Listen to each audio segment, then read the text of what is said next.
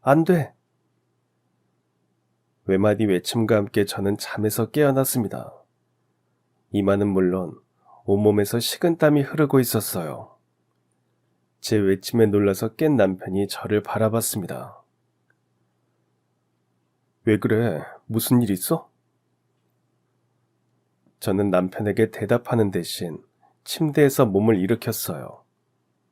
방금 그게 다 꿈이었다니 너무 생생해서 도무지 믿기지 않았습니다. 멍하니 있는 저를 보며 남편도 몸을 일으키고는 걱정스럽게 물었어요. 왜 그래? 무슨 일인데? 꿈에 돌아가신 엄마 아빠가 나왔어. 제 말에 남편은 침묵했어요.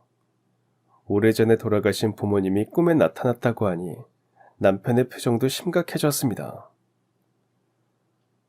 꿈에 나와서 뭐라고 하신 거야? 우셨어. 우셨다고? 응, 내 손을 잡고 하염없이 우셨어. 어찌나 서럽게 우시던지 꿈속에 저도 영문을 모르고 펑펑 울었어요. 그러면서 뭔가 간절히 말하셨는데 불현듯 부모님이 하신 말씀이 떠올랐습니다. 그 비행기를 타면 안 돼. 절대 그 비행기를 타면 안 돼. 엄마가 거듭 되뇌던 그 말을 저도 모르게 중얼거리자 남편의 표정이 굳었어요. 그게 대체 무슨 소리야? 엄마가 그랬어. 내 손을 잡고 하염없이 우시면서 그 말만 계속 되뇌셨어. 그러자 남편이 한편에 놓인 캐리어를 바라봤어요. 바로 신혼여행 때 가져가려고 챙겨둔 짐이었죠. 남편과 저는 날이 밝는 대로 김포국제공항으로 이동할 계획이었습니다. 그런데 바로 전날 이런 불길한 꿈을 꾼 거죠. 저와 남편은 비행기 티켓을 취소할지 말지 한참 동안 이야기를 나누었습니다. 그때까지만 해도 몰랐어요. 그 결정이 저와 남편의 인생을 송두리째 뒤바꿔 놓을 줄은 말이죠. 긴 이야기를 풀어놓기 전에 먼저 저희 부모님 이야기를 들려드려야 할 것 같네요. 저희 부모님은 1960년대에 결혼하셨습니다. 모두가 어렵고 힘든 시절이었죠. 그래도 두 분께 들은 이야기를 떠올려 보면 그 시절에 낭만이 있었답니다. 아빠는 시골에서 서울로 올라와 재봉틀 부품 공장에서 일하셨다고 해요. 엄마는 당시 할머니 할아버지가 운영하시는 작은 구멍가게에서 일을 도왔다고 합니다. 아빠는 친척집에 얹혀 살았는데 종종 엄마가 일하는 구멍가게에 심부름을 오셨다고 해요. 하루는 아빠가 계란을 사러 오셨는데 엄마가 계란을 건네다가 실수로 떨어뜨렸다고 합니다. 계란은 깨졌고 두 분은 서로 어쩔 줄을 몰라 하셨죠. 어머, 죄송해요. 일을 어쩌죠? 아닙니다. 제가 잘 받았어야 했는데 제가 잘못했죠. 계란 하나 새로 드릴게요. 아닙니다. 괜찮습니다. 그렇게 서로 자기 잘못이라고 주장하면서 한동안 실랑이를 벌였다고 해요. 결국 엄마가 새 계란을 하나 주는 것으로 그날의 일은 일단락되었다고 합니다. 그런데 다음날 아빠가 다시 구멍가게를 찾았다고 해요. 그러더니 엄마에게 종이봉투를 조심스레 건넸다고 합니다. 어제 계란은 감사했습니다. 이거 드세요. 봉투 안에는 작은 귤 2알이 들어있었습니다. 당시에는 귤 역시 귀한 과일이라 엄마는 어쩔 줄 몰라 하셨죠. 그런데 아빠의 방문은 그걸로 끝나지 않았다고 해요. 그 후로 이런저런 핑계를 대며 하루가 멀다 하고 구멍가게에 오셨다고 합니다. 친척 심부름을 왔다는 핑계를 댔지만 실상은 엄마를 보기 위해서였죠. 저 혹시 책 좋아하세요? 이거 제가 좋아하는 시집인데 한번 읽어보세요.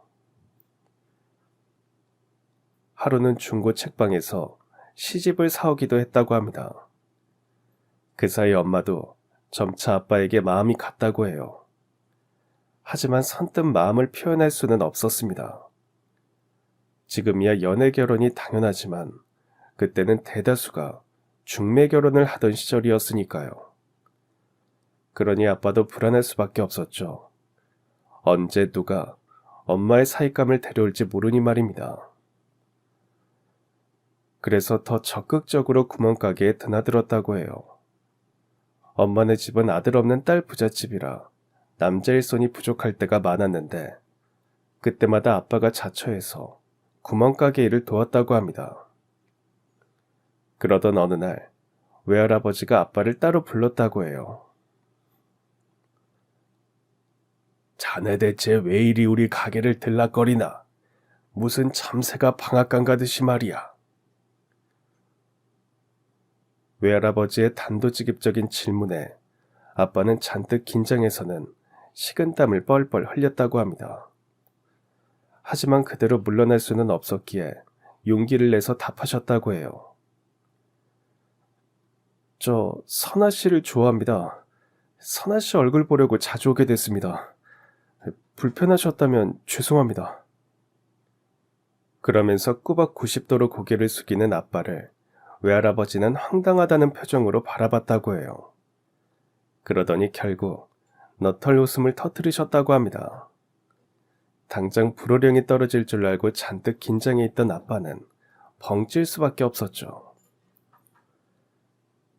자네 무슨 일 하나? 재봉틀 공장에서 일하고 있습니다.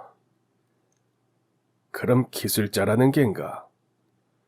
네, 맞습니다.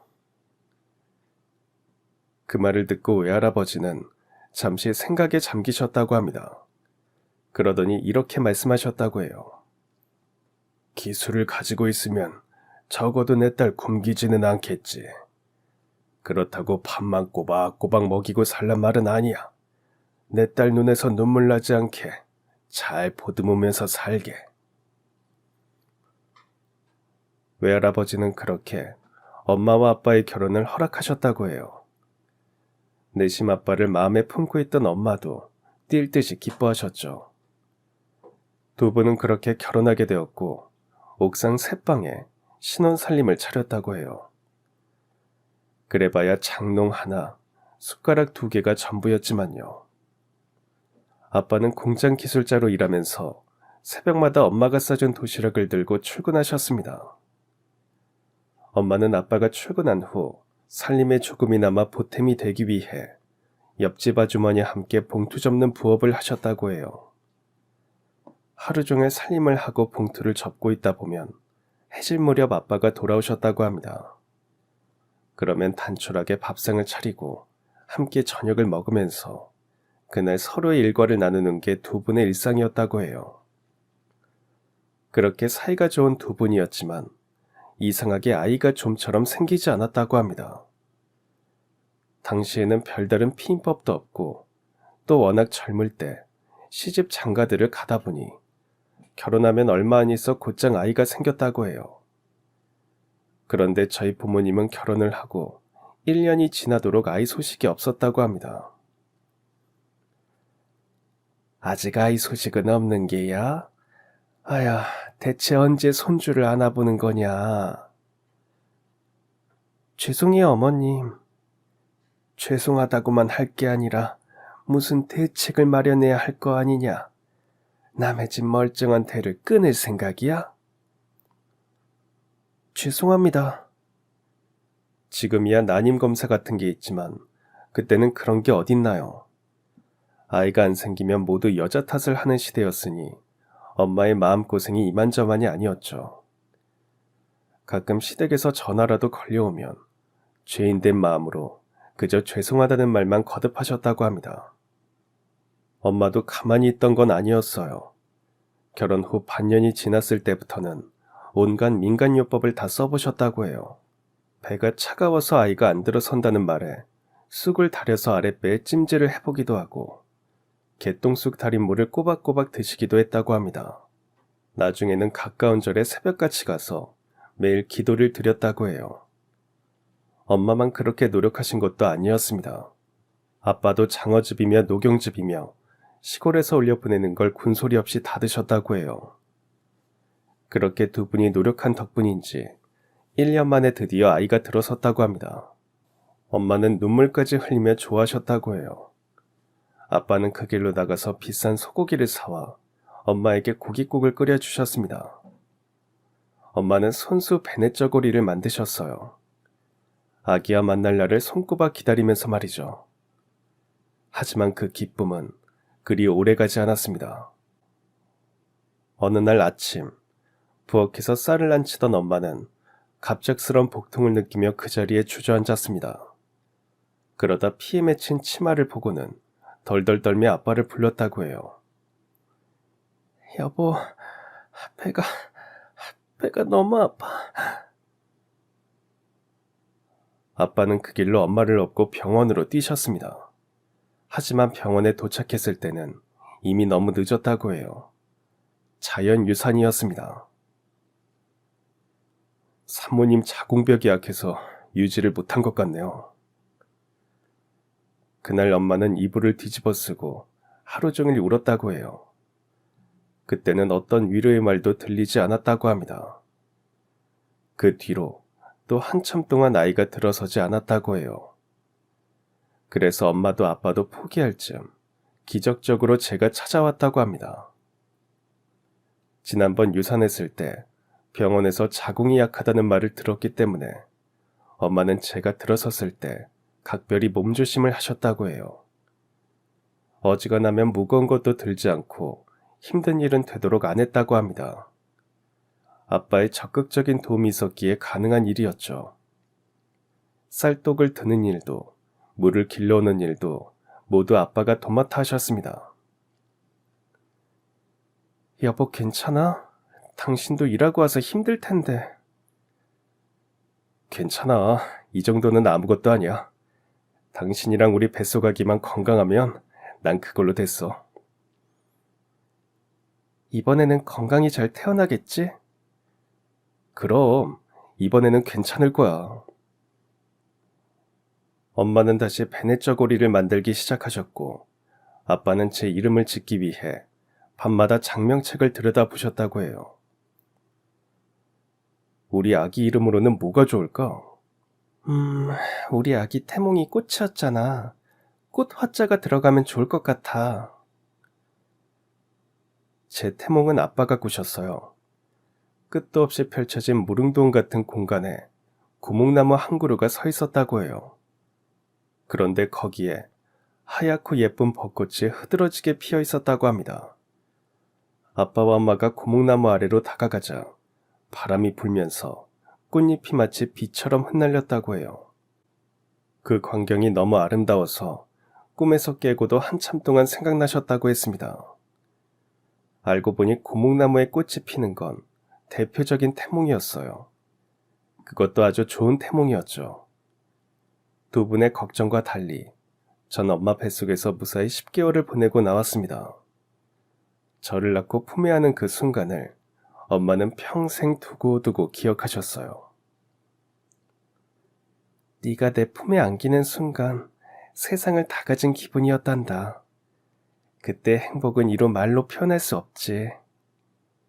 아빠는 제 이름을 선아라고 지었습니다. 선할 선자에 꽃 화자를 조합해서 만든 이름이었죠. 제가 어릴 때는 한동안 꽃님이라는 태명으로 부르기도 하셨어요. 꽃님아 꽃님아 우리 꽃님아. 아휴 눈에 넣어도 안 아플 우리 아기. 제가 잠 못 들고 칭얼거릴 때면 아빠는 저를 품에 안고 달래며 그렇게 말씀하셨다고 합니다. 친가 쪽에서는 아들을 더 낳기를 바랐지만 그 후로 엄마 몸이 약해져서 더는 아기를 갖지 못했다고 해요.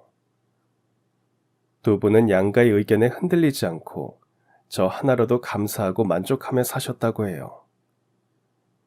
어린 시절 두 분과의 추억을 떠올리면 저도 모르게 입가에 미소가 지어지곤 합니다. 하나같이 따뜻한 기억들 뿐이거든요. 제일 어릴 때의 기억은 엄마 아빠의 손을 잡고 5일장에 간 기억이에요. 몇 살인지는 기억이 나지 않는데 어린 나이에도 풍금장수나 뻥튀기 기계를 보고 놀란 기억이 납니다.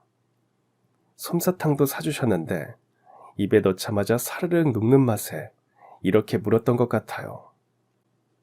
아빠, 이건 뭐야? 구름이야? 솜사탕이야. 구름이랑 비슷하게 생겼지? 하늘의 구름도 다 이런 맛일까? 그럼 저기 있는 것도 내가 다 먹었으면 좋겠다. 제가 그렇게 말하자 엄마는 웃음을 터뜨렸어요. 하늘에 있는 거 다 먹으면 우리 선아 배탈 나지 않을까? 아니야, 괜찮아. 나 다 먹을 수 있어. 그래서인지 지금도 가끔 솜사탕 파는 걸 보면 그때의 기억이 떠올라서 저도 모르게 빙그레 웃고는 합니다. 또 하나 기억나는 건 아빠의 무릎을 베고 누워서 팝송을 들은 기억이에요. 아빠는 낡은 라디오로 팝송 듣는 걸 무척 좋아하셨어요. 아빠가 흥얼거리는 걸 제가 어설프게 흉내내면 두 분이 웃음을 터뜨리시곤 했어요. 하루는 비가 오는 날 빗소리를 들으면서 아빠와 함께 팝송을 듣는데 엄마가 고구마를 쪄오셨어요. 셋이 나란히 앉아서 고구마를 먹는데 그때 먹은 그 고구마 맛을 지금도 잊을 수 없습니다. 두 분은 저에 관해서라면 돈을 아끼지 않으셨어요. 하루는 소풍을 갔는데 도시락 뚜껑을 열자마자 친구들이 달려와서는 감탄했습니다. 계란 프라이에 분홍 소시지까지 있었기 때문이죠. 우와, 소시지도 있네. 너네 집 진짜 잘 사나 보다. 그러게, 선아는 맨날 깨끗한 옷이랑 신발만 신고 다니잖아. 그 모든 게 다 엄마의 노력 덕분이었습니다. 엄마는 아빠가 벌어온 돈을 알뜰살뜰 모으고 이런저런 부업으로 번 돈은 저에게 아낌없이 쓰셨거든요. 늘 깨끗한 옷과 신발을 신고 머리를 단정히 묶고 다니니 당시 학교 선생님도 제가 있는 집 딸인 줄 아셨습니다. 두 분에게 사랑을 듬뿍 받아서인지 저도 정이 많은 아이로 자랐어요. 엄마 생신 때는 크레파스로 꽃을 그려서 선물로 드리기도 했죠. 엄마, 이거 선물이에요. 세상에, 이거 우리 선아가 그린 거니? 네, 엄마는 꽃처럼 예쁘니까 꽃을 그렸어요.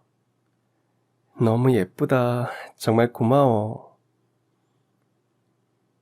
엄마는 그 꽃 그림을 벽장에 붙여두고 매일 들여다보셨습니다. 엄마가 받은 선물 중에 우리 선아가 준 게 제일 값지고 귀해. 정말 고마워, 선아야. 그렇게 말하며 저를 꼭 안아주실 때마다 저도 배시시 웃고는 했습니다. 하지만 행복한 시절은 너무 짧게 끝나고 말았어요. 엄마의 지독한 독감이 사건의 시작이었습니다. 엄마는 이불을 덮고 하루 종일 기침을 하셨어요. 얼굴은 빨갛게 달아올랐고 이마에는 물수건이 얹혀 있었습니다. 선아야, 아무래도 안 되겠다. 이러다 너까지 옮으면 큰일이니 매화 아줌마네 가있자. 매화 아줌마는 마당에 매화나무가 있는 집을 말하는 거였어요. 엄마와 함께 봉투 접기 부업을 하는 분이셨습니다. 엄마는 흐느적대는 몸을 일으켜 저에게 낡은 솜잠바를 입히고 아주머니 집으로 향했습니다. 제가 감기가 너무 심해서 그런데 하루 이틀 우리 선아 좀 맡아주실 수 있을까요? 그럼 당연하지. 아야, 기침이 심한 걸 보니 며칠은 알아 눕겠네. 완전히 괜찮아지거든 와. 선아 밥은 내가 알아서 챙겨 먹일 테니까. 그때는 그런 일이 흔했어요. 이웃끼리 서로 잘 알고 지냈기에 가능한 일이었죠. 엄마는 저를 따스하게 안아주셨습니다. 엄마 다 낫고 금방 데리러 올게. 아주머니 말씀 잘 듣고 있어야 해. 저는 말없이 고개를 끄덕였습니다. 엄마는 몇 번 더 저를 다독이고는 그대로 돌아서서 집으로 돌아가셨습니다. 가는 길에도 못내 제가 눈에 밟히시는지 몇 번이나 돌아보셨어요. 저는 그렇게 아주머니 댁에서 하룻밤을 자게 되었습니다. 다음날 아침을 다 먹고 나니 아주머니가 쟁반 위에 무언가를 챙기는 게 보였어요. 아주머니 어디 가세요? 너네 엄마 죽이라도 좀 쓰어주려고. 같이 가자. 하루 안 본 건데도 벌써 엄마가 보고 싶어서 얼른 알겠다고 대답했습니다. 저는 아주머니와 함께 집으로 향했어요. 아주머니는 문을 두드렸습니다. 선아 엄마, 나야. 죽 좀 써왔어. 문 좀 열어봐. 그런데 이상하리만치 집안이 조용했어요. 고개를 갸웃하던 아주머니는 쟁반을 바닥에 내려놓고 현관문을 두드리기 시작했어요. 하지만 안에서는 아무 소리도 들리지 않았습니다. 아주머니는 얼른 현관문을 열고 안으로 들어갔어요. 그러고는 사색이 돼서 외치셨습니다. 아유 세상에, 연탄가스가 샜어. 그 후로는 모든 게 정신없이 흘러갔습니다. 아주머니의 외침을 듣고 이웃분들이 몰려왔고 안에서 의식을 잃은 엄마와 아빠를 데리고 나왔어요. 곧 구급차가 도착했고 두 분은 병원으로 실려가셨습니다. 저는 그때까지만 해도 두 분이 잠드신 거라고 생각했어요. 이렇게 시끄러운데 왜 엄마 아빠는 일어나지 않는 걸까? 그런 생각을 했죠. 그게 제가 본 두 분의 마지막 모습이었어요. 연탄가스 중독 사고였습니다. 요즘 사람들에게는 생소할 수도 있지만 70, 80년대만 해도 그런 일이 드물지 않았어요. 추운 겨울, 독감에 걸린 엄마를 위해 아빠가 평소보다 연탄불을 많이 뗐고 그러다 두 분이 변을 당하신 거였어요. 두 분의 장례식은 집에서 치러졌습니다. 어른들은 두 분이 돌아가셨다는 사실을 저에게 직접적으로 말하지 않았어요. 단지 두 분이 먼 곳으로 갔다, 하늘나라로 갔다고만 간접적으로 말씀하셨죠. 당시 10살이던 저는 아무것도 모르고 순진하게 물었습니다. 하늘나라가 어딘데요? 엄마 아빠는 그럼 언제 와요? 엄마 아빠는 당분간 못 오셔. 아주 멀리 가셨거든. 그럼 몇 밤 자야 와요? 제가 어른이 되면 그때 오세요? 제가 그렇게 물으면 어른들은 차마 대답을 못하고 침묵하셨어요. 아이고, 저 어린 걸 어쩌면 좋니. 그렇게 안타까워하면서 말이죠. 모두가 어려운 시절이라 선뜻 저를 데려가겠다고 나서는 친척이 없었습니다. 그대로라면 보육원에 갈 수밖에 없는 상황이었죠. 그런데 장례식 마지막 날, 뜻밖의 인물이 찾아왔습니다. 아빠보다 좀 더 젊어 보이는 30대 남성이었어요. 그분은 아내와 함께 찾아왔습니다. 안녕, 네가 선아니? 아저씨는 누구예요? 아저씨는 아빠 친구야. 정확히는 아빠의 후배란다. 그때는 그 말 뜻이 정확히 뭔지 몰랐어요. 나중에 들은 내용을 정리해보면 아빠가 일하던 공장의 막내 직원이었다고 합니다. 고등학교도 제대로 졸업하지 못하고 급하게 들어온 아저씨에게 친절하게 기술을 가르쳐준 게 바로 아빠였다고 해요. 용서가, 일하고 잠깐 남을래? 너 이 기계 쓰는 거 배우고 싶다고 했잖아. 내가 가르쳐 줄게. 정말요? 감사합니다. 당시만 해도 기술자들은 자기 기술을 함부로 남에게 알려주지 않았다고 해요. 공장 텃세도 제법 심했고요. 그러던 차에 아빠가 먼저 기술을 가르쳐 주겠다고 하니 그렇게 고마울 수 없었다고 합니다. 아빠는 매일 밤늦게까지 아저씨에게 기술을 가르쳐 줬다고 합니다. 저 때문에 매번 이렇게 늦게 가셔서 어떡해요. 괜찮아. 부지런히 배워둬야 앞으로 고생을 덜하지. 무엇보다 다치지 않게 항상 조심해야 한다. 네, 정말 감사합니다. 이후 아저씨는 다른 곳으로 이직하게 됐고 아빠에게 배운 기술을 살려서 작은 공장까지 차렸다고 합니다. 그 후 아빠에게 은혜를 갚기 위해 수소문을 하다가 이렇게 장례식장에 찾아오게 된 거였어요. 제가 좀 더 빨리 찾아뵈었어야 했는데 정말 죄송합니다. 아저씨는 아빠의 영정사진 앞에서 눈물을 뚝뚝 흘리셨어요. 그러더니 저에게 뜻밖의 제안을 하셨습니다. 선아야, 괜찮으면 아저씨 집에서 살래? 풍족하지는 않아도 보육원보다는 나을 거다. 같이 놀 동생들도 있어. 어때? 같이 갈래? 저를 따로 돌봐줄 친척이 없었기에 저는 자연스럽게 두 분의 신세를 지게 됐습니다. 두 분 집으로 가니 저보다 2살 어린 여동생과 4살 어린 남동생이 있었어요. 저는 두 동생들과 함께 지내게 되었죠. 두 분은 저를 마치 친조카처럼 잘 돌봐주셨어요. 두 동생들도 저를 잘 따랐습니다. 풍족하지는 않았지만 그래도 마음 편히 지낼 수 있는 곳이 있다는 사실에 감사했어요. 저는 공장 일로 바쁜 두 분을 대신하여 동생들을 돌보는 식으로 은혜에 보답했습니다. 그렇게 하루하루를 보내다 보니 어느덧 고등학교를 졸업하게 됐어요. 다행히 졸업 후 곧바로 작은 회사에 들어가게 되었고 저는 정든 집에서 나와 홀로 서기로 결심했어요. 집에서 나오던 날 아저씨 아주머니와 두 동생들을 위해 작은 선물을 마련했어요. 아주머니는 눈시울을 붉히셨습니다. 선아야, 여기 더 있어도 돼. 결혼할 때까지는 그냥 있어. 아니에요. 지금까지 돌봐주신 것만으로도 정말 너무 감사드려요. 언니, 이제 안 와? 그럴 리가. 자주 놀러 올게.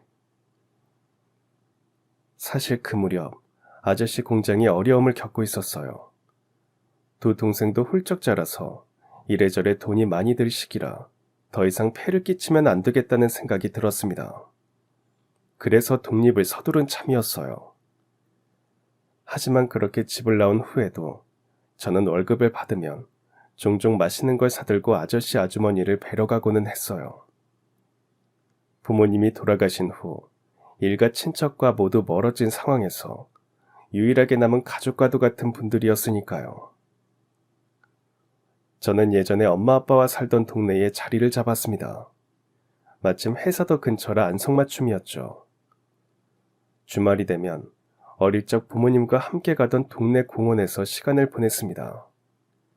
아빠를 닮아서인지 저도 책을 좋아해서 날씨가 좋을 때면 공원 벤치에 앉아 한참 동안 책을 읽다가 돌아오곤 했어요. 남편도 바로 그 공원에서 만났죠. 여느 때처럼 책을 들고 공원으로 갔는데 어딘가에서 익숙한 팝송이 들려왔어요. 아빠가 좋아하시던 곡이었죠. 아빠의 무릎을 베고 들었던 기억이 나서 저도 모르게 입가에 미소가 지어졌습니다. 보니까 제 또래의 남자가 작은 라디오를 옆에 두고 책을 읽고 있었어요. 저는 그 근처에 자리를 잡고 앉아 책을 읽었습니다. 그때 바람이 불면서 남자의 책에 있던 책갈피가 날아와 제 앞에 뚝 떨어졌어요. 제가 책갈피를 주워드니 남자가 당황한 표정으로 다가왔죠. 그런데 책갈피를 받아들던 남자가 멈칫했어요. 그러더니 제 손에 들린 책을 가리켰습니다. 그 책, 저랑 같은 책을 읽으시네요. 그러면서 남자가 자신의 손에 들린 책을 보여줬습니다. 정말 똑같은 책이었어요. 이런 우연이 있나 싶었죠. 저와 남자는 자연스럽게 벤치에 앉아 이런저런 대화를 나누었습니다. 주로 책 이야기를 나눴는데 취향이 잘 맞았어요.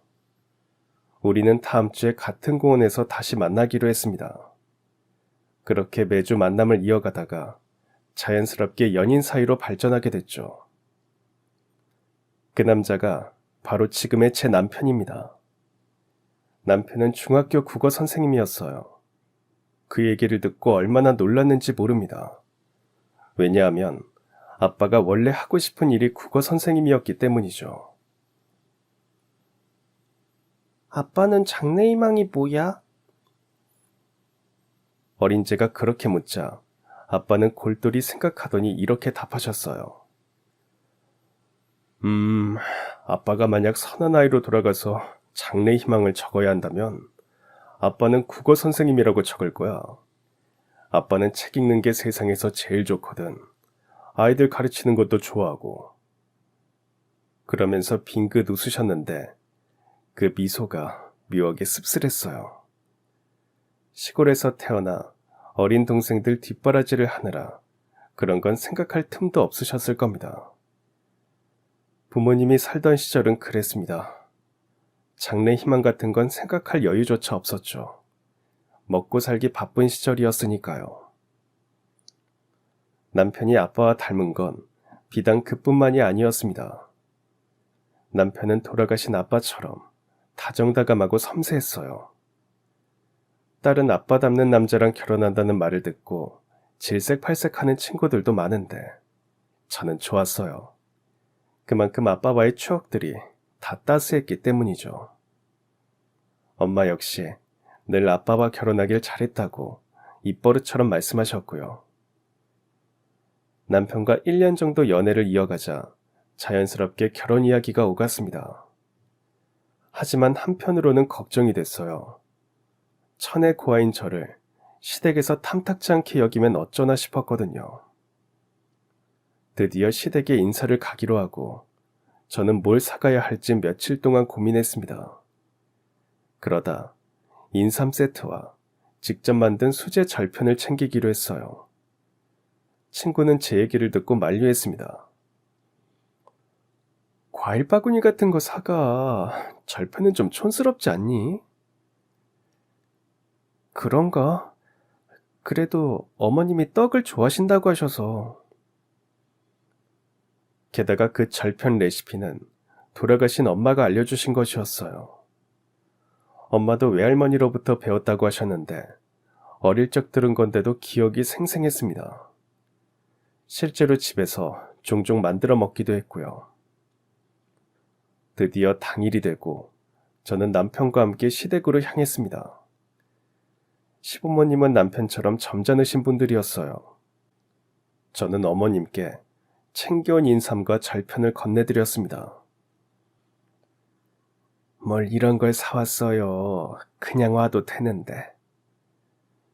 시어머니는 약간 부담스럽다는 듯 인삼과 절편을 받으셨어요. 그 모습에 저도 모르게 위축되고 말았습니다. 밥을 먹을 때도 두 분 모두 별 말씀이 없으셨어요. 두 분 모두 말수가 적다는 이야기는 들었지만 숨막히는 침묵 속에서 밥을 먹으니 자꾸 안 좋은 생각이 들었어요. 두 분 모두 내 사정을 알고 계시는 건가? 그래서 못마땅하신 건가 싶었죠. 마침 그때 시아버지가 입을 여셨습니다.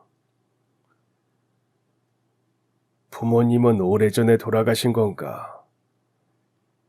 네, 10살 무렵 사고로 두 분 모두 돌아가셨습니다.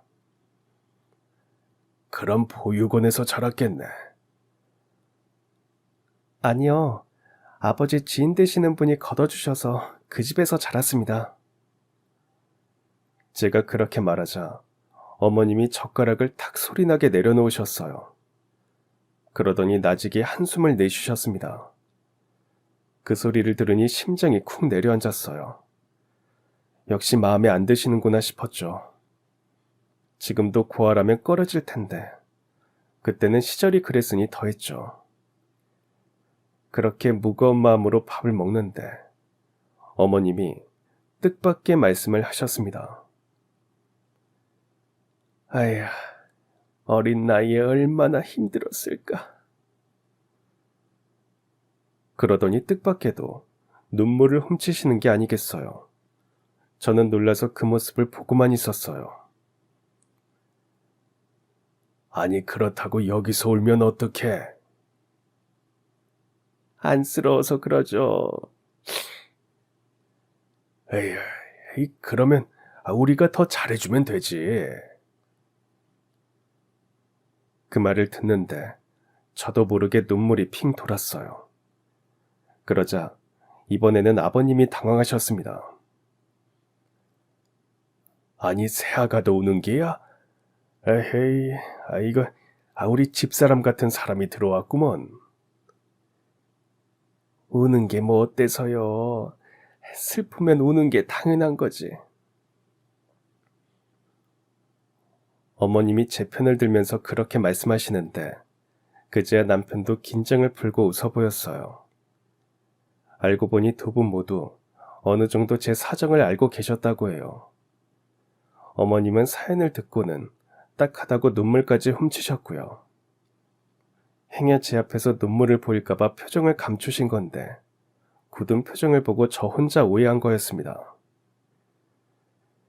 그렇게 분위기가 부드럽게 풀리고 식사 후에는 제가 만들어 온 절편을 다 같이 나눠 먹었습니다. 세상에, 이걸 직접 만들었다고? 솜씨가 정말 좋네. 네, 엄마가 알려주신 레시피대로 만들었어요. 사부인께서 솜씨가 정말 좋으셨나 봐. 나중에 나한테도 레시피를 알려주겠니? 네, 그럼요. 두 분은 제 사정을 생각해서 결혼식도 간소하게 열자고 말씀하셨습니다. 초대할 일가 친척이 없는 저로서는 정말 감사한 일이었죠. 예단 역시 생략하자고 말씀하셨고 대신 남편의 정장 한 벌과 수제 구두를 맞춰줬습니다. 시부모님께서 전세금을 보태주셔서 신혼집 역시 순조롭게 마련할 수 있었어요.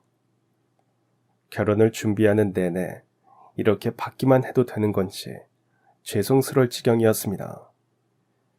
하지만 두 분은 그런 생각하지 말라고 신신당부하셨어요. 행여 뭘 더 해야겠다거나 그런 생각은 말아라. 각자 형편만큼 하는 거지. 우리 승우가 좋은 짝 만난 것만으로도 우리는 만족한다. 알았지? 그런 두 분의 배려 덕분에 무탈하게 결혼 준비를 할 수 있었어요. 그런데 그 무렵부터 이상한 일이 벌어졌습니다. 꿈에 돌아가신 부모님이 나오기 시작했거든요. 엄마, 아빠. 그렇게 외마디 외침과 함께 잠에서 깨는 일이 잦아졌습니다. 꿈속에서 두 분은 어딘가 슬퍼 보였어요. 제 손을 잡고 어루만지며 무언가 말씀하시려고 하는데 그때마다 꿈에서 깼습니다. 그 당시에는 이해가 가지 않았어요. 남편도 더할 나위 없이 자상하고 시댁분들도 좋은 분들인데 왜 돌아가신 부모님께서 그렇게 슬픈 표정으로 꿈에 나타나시는지 알 수 없었죠. 요즘 자꾸 돌아가신 엄마 아빠가 꿈에 나와. 그래? 한번 시간 내서 장모님 장인어른 계시는 곳에 가보면 어떨까? 제가 고민을 토로하니 남편이 먼저 그렇게 제안했어요. 시댁에 인사드리러 가기 전에 남편이 먼저 저희 부모님 묘소에 다녀갔지만 결혼을 준비하면서는 좀처럼 가지 못했거든요. 혹시 묘자리에 무슨 문제가 생겨나 싶어서 주말에 시간을 내서 가봤지만 그 문제는 아니었어요. 결국 의문은 풀리지 않은 채 결혼식이 진행됐습니다. 혼주석에는 10살 때부터 저를 키워주신 아저씨 아주머니가 앉았어요. 시댁도 빈 채로 두는 것보다는 그게 나을 것 같다고 하셨죠. 저와 남편은 모두의 축복 속에 결혼식을 올렸습니다. 신혼집으로 돌아와서는 짐을 챙기느라 둘 다 정신이 없었어요. 다음날 곧바로 신혼여행을 떠나기로 한참이었거든요. 수영복은 챙겼지? 또 뭐 챙길 게 있나? 당신 엄청 들떴네. 비행기도 처음 타보고 괌 한번 꼭 가보고 싶었거든. 저희가 신혼여행지로 택한 곳은 괌이었어요. 10대 후반에 우연히 괌을 찍은 사진을 봤는데 마치 이 세상 같지 않은 아름다운 풍경에 마음을 뺏겼거든요. 그 후 죽기 전에 꼭 한 번은 가보고 싶다고 생각했는데 남편에게 그 이야기를 하니 남편이 선뜻 신혼여행지로 괌을 택한 겁니다. 죽기 전에 꼭 가봐야지 했는데 당신 덕분에 이렇게 가네. 여기 말고 살면서 더 좋은 곳도 많이 가보자. 그래, 그러자. 남편과 그렇게 다정한 대화를 주고받으며 일찌감치 잠자리에 들었습니다. 그런데 그날 밤 꿈속에 또 돌아가신 부모님이 나온 겁니다. 너른 들판에 두 분이 서 계셨어요. 두 분은 눈물을 흘리며 저를 바라보셨습니다. 어느새 어린아이가 된 저는 엄마 아빠에게 달려갔어요. 엄마는 그런 제 손을 잡고 하염없이 우셨습니다. 아빠도 뒤에서 눈물을 훔치고 계셨어요. 엄마, 아빠, 왜 울어? 안 돼, 선아야. 왜? 뭐가 안 되는데?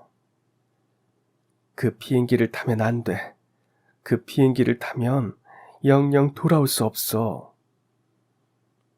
돌아올 수 없어? 타면 안 돼. 절대 안 돼. 그 말을 끝으로 저는 꿈에서 깨어났습니다. 일어나 보니 온몸이 식은땀에 젖어 있었어요.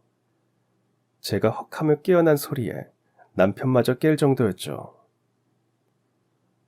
당신 왜 그래? 무슨 일 있어?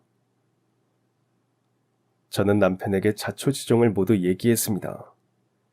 남편은 제 이야기를 심각한 표정으로 들었어요. 그러다 순간 제 머릿속에 번뜩 떠오른 게 있었어요. 여보, 우리 여행 취소하자. 제 말에 남편은 놀라서 저를 바라봤습니다. 결혼을 준비하는 내내 이날만 기다리며 들떠있던 제가 갑자기 여행을 취소하자고 하니 놀랄만 했죠. 하지만 저는 결심을 굳힌 상태였습니다. 그동안 엄마 아빠가 계속 꿈속에 나타났다고 했잖아. 난 솔직히 이해가 안 갔거든. 당신이나 어머님, 아버님이나 너무 좋은 분들인데 왜 자꾸 부모님이 슬픈 표정으로 꿈에 나오실까 하고. 그런데 이제 그 이유를 알 것 같아. 저는 캐리어를 응시했습니다. 내가 신혼여행지를 결정하고 여행사 통해서 비행기 티켓을 구매한 날부터 부모님이 꿈에 나오신 것 같아. 뭐? 그게 정말이야? 되돌아보니 그랬어요. 딱 그 무렵부터 부모님이 꿈에 나타나셨습니다. 그냥 넘겨짚은 것일 수도 있었지만 그때는 이상하게 그런 확신이 들었어요. 남편은 제 말에 잠시 고민했습니다. 괜찮겠어? 당신 엄청 가고 싶어 했잖아. 엄마 아빠가 이렇게까지 만류하시는데 왠지 가면 안 될 것 같아. 사실 바로 직전에 취소하는 거라 수수료가 만만치 않았어요. 비행기 티켓 값을 아예 날릴 수도 있었습니다.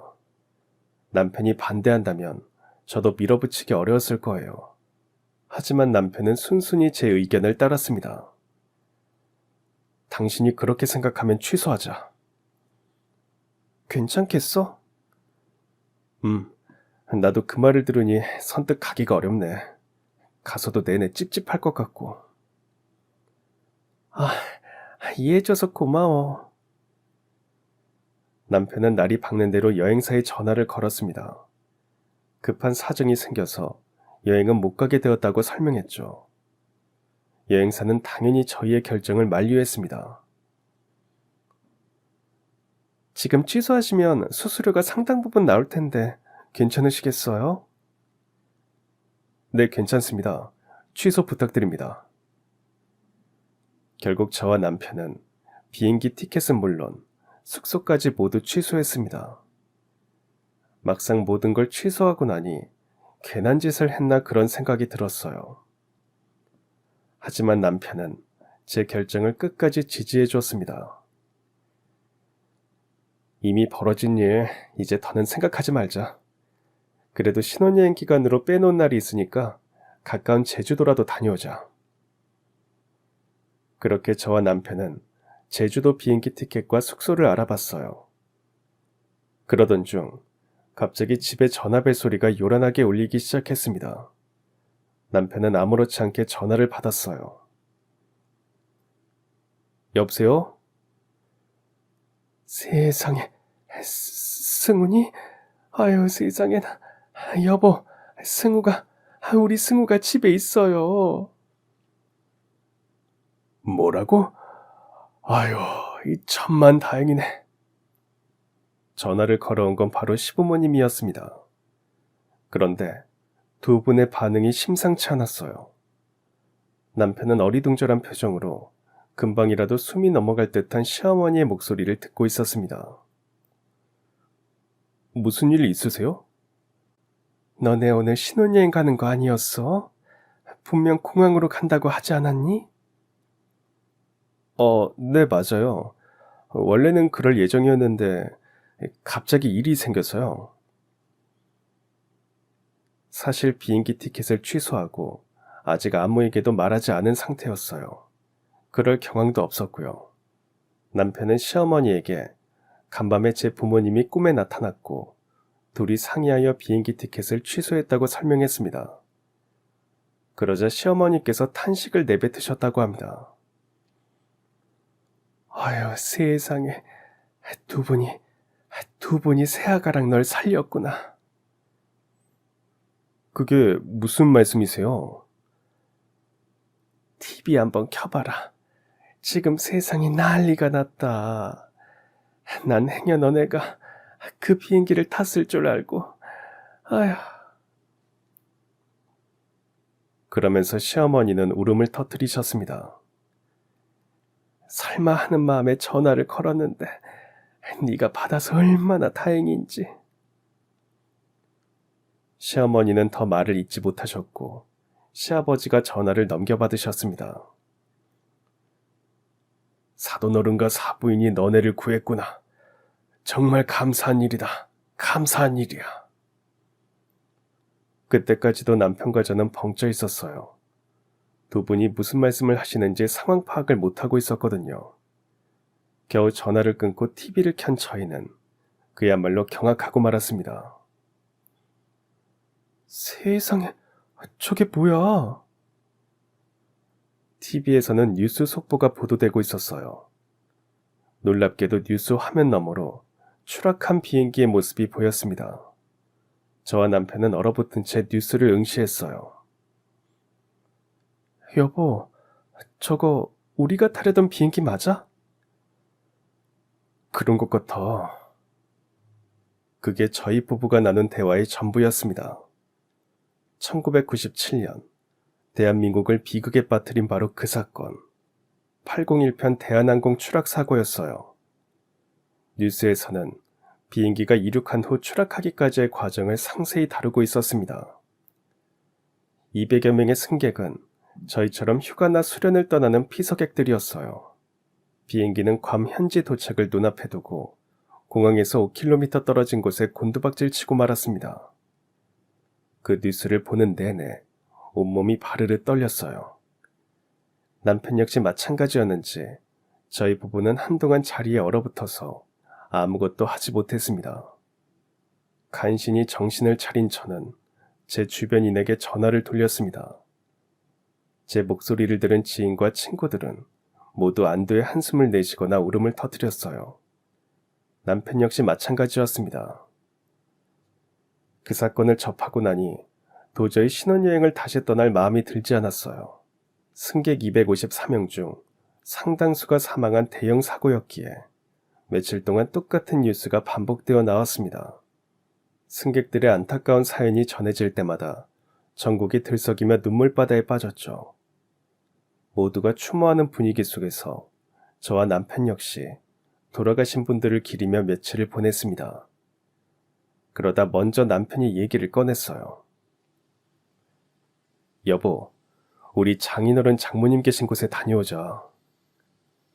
그렇게 저희는 국화꽃 한 다발을 들고 두 분이 계신 곳으로 향했습니다.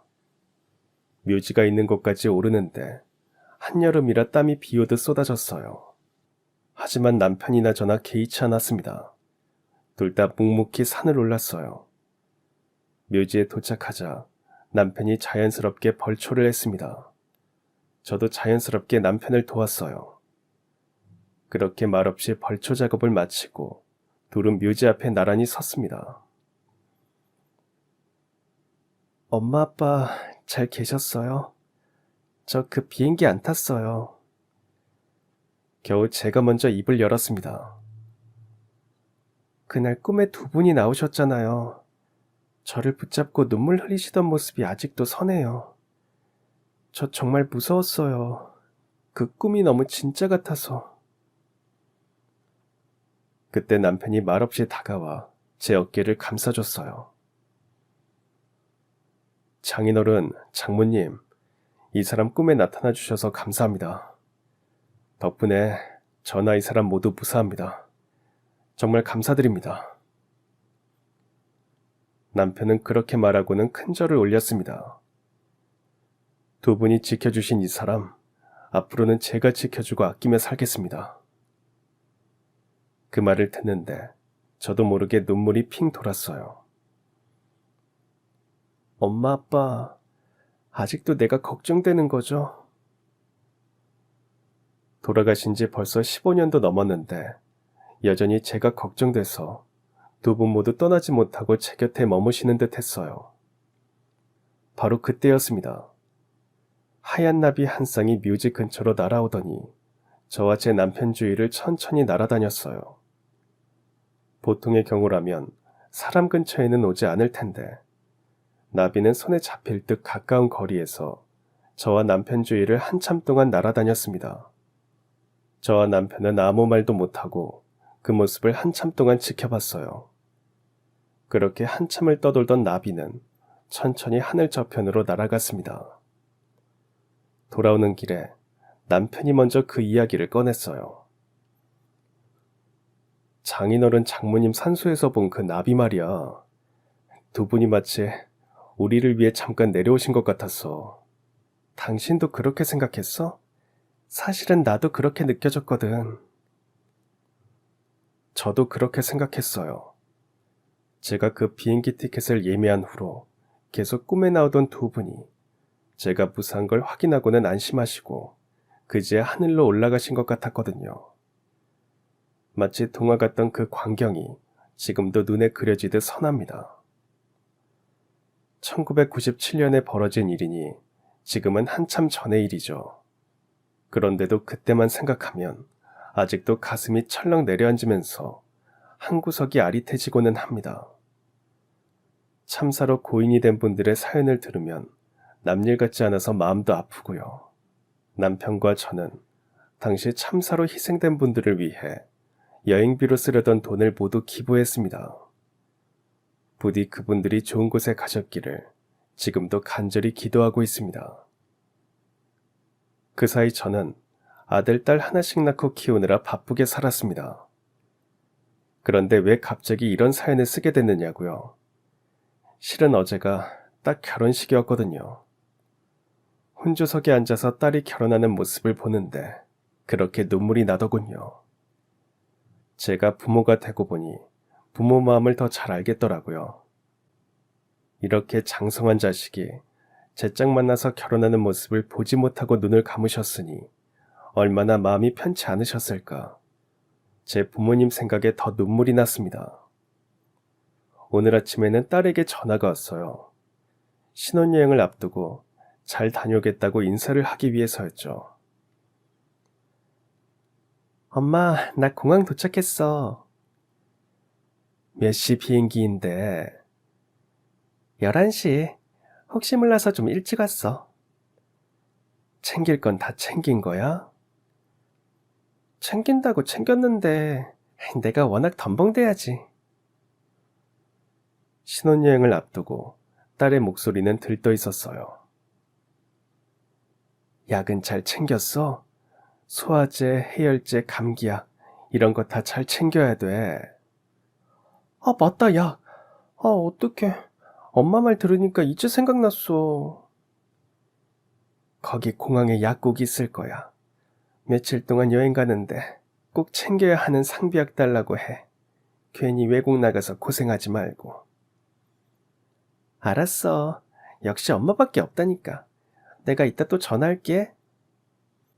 그렇게 말하고 전화를 끊는데 시집을 보내도 어쩜 이리 애 같은지 불안한 마음에 그 뒤로도 몇 번이나 전화해서 이것 챙겼냐 저것 챙겼냐 잔소리를 늘어놨습니다. 나중에는 자기가 애냐고 다 알아서 챙겼다고 볼멘 소리를 하더군요. 자식된 입장에서는 모를 겁니다. 아무리 커도 자식은 물가에 내놓은 애 같다는 걸 말이죠. 그렇게 딸과 긴 통화를 마치고 나니 그날의 일이 떠오르더군요. 참, 그때 가지 못한 괌은 어떻게 됐냐고요? 여태 못 갔습니다. 대신 다가오는 환갑 때 남편과 다녀오기로 했어요. 그날 이후 다행히 부모님은 더 이상 꿈에 나타나지 않으셨습니다. 제가 제 짝을 만나 잘 살고 있으니 안심하고 더는 나타나지 않으시는 듯해요. 한편으로는 꿈에서나마 두 분 얼굴을 보고 싶다는 생각에 아쉬운 마음도 듭니다만 언젠가 다시 만날 거라 생각하며 그리움을 달래고 있습니다.